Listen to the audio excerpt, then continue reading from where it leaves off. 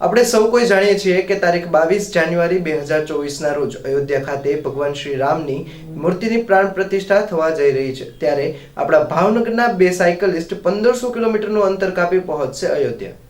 તારીખ 22 જાન્યુઆરીએ ભગવાન શ્રી રામની મૂર્તિની પ્રાણ પ્રતિષ્ઠા થવા જઈ રહી છે। ત્યારે દેશ અને દુનિયાભરના લોકો ભગવાન શ્રી રામને પોતાની શક્તિ પ્રમાણે અર્પણ કરી રહ્યા છે। ત્યારે ભાવનગરના બે સાયકલિસ્ટ નિમેશ જીવરાજાણી અને જયમિત ત્રિવેદી 11 દિવસનું સાયકલ પ્રવાસ ખેડી અયોધ્યા પહોંચશે।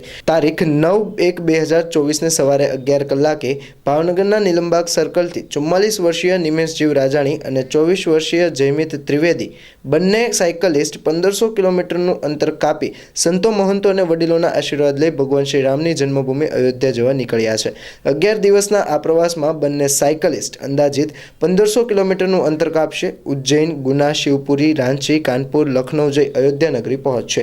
14મીએ મકર સંક્રાંતિના દિવસે પવિત્ર ધામ ઉજ્જૈન પહોંચી મહાકાલના દર્શન કરી આગળ વધશે। નિમેશભાઈના નામે 2 લિમ્કા રેકોર્ડ પણ દર્જ છે, જેમાં તેઓ જમ્મુથી કન્યાકુમારી 3500 કિલોમીટર અને પૂર્વથી પશ્ચિમ 3800 કિલોમીટરનો પ્રવાસ સાયકલ પર કરી ચૂક્યા છે।